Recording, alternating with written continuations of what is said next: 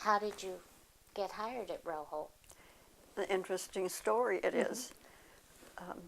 Cheetah Fry and I and my husband and other people, I'm sure, were standing around in, it may have been Hayward or Castro Valley, waiting for a bus to bring our children home from a summer camp experience.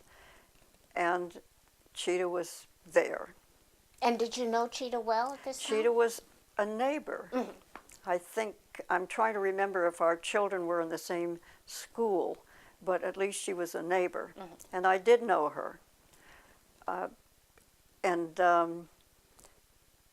Cheetah had, this was somewhere in the, well, let's see, I was hired in 1967. Right. So I was assuming this was about 1965 or 6.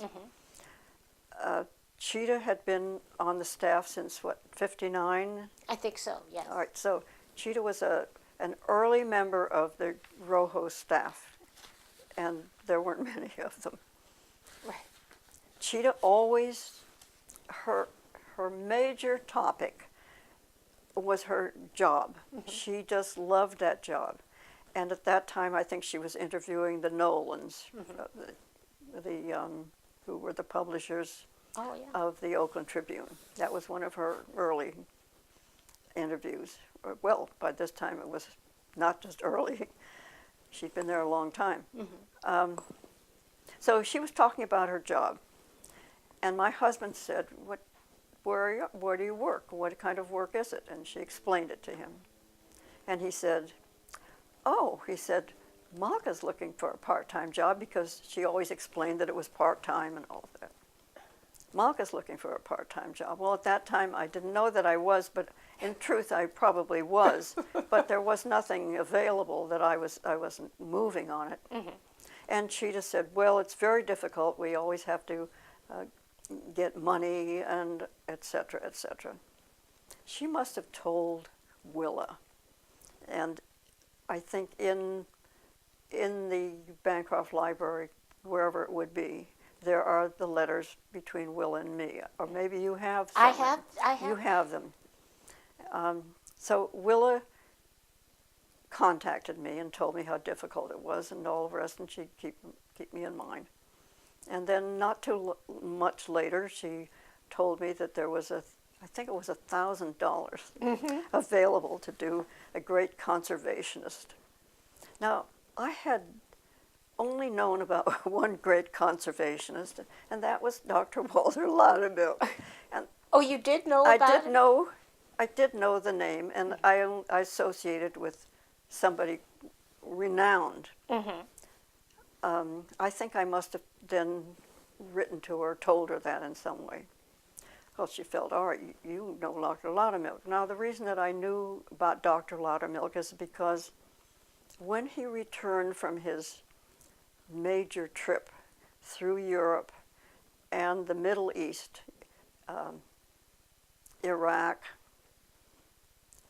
Egypt, and got into then Palestine, this was in 1948, earlier, he was very impressed with his entire trip.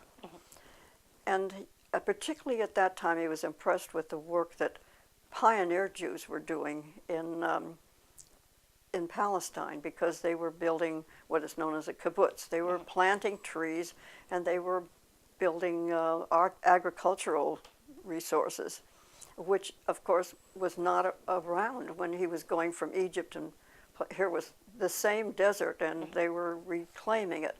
Now, to Dr. Loudermilk, who was a conservationist and a forestry, this was just great stuff. And he went around, he went back to his work with the government, and then he went around talking about his trip and what it meant in terms of conservation and water and all that. And I must have got onto one of his talks. I think I was in Tacoma, and I think I was with my parents. Now, the reason that we were there, probably because he was talking about Palestine. And we were interested in this whole subject. that's how I knew Dr. Loudermilk. It was always interesting about Willa, because if you knew anything about a subject, you were tapped to do the interviews. And that's how I was tapped to do a number of interviews. Oh, I know I know who Ralph Tyler is. She would always discuss something with me. Mm-hmm. We have some money from a foundation to do an interview with somebody called Ralph Tyler, great educator. I said, I know who Ralph Tyler is. His son went to Reed College. Oh, she said, you know Ralph Tyler? I got the interview. Right. That I didn't know anything. And then you learned. And then I learned. So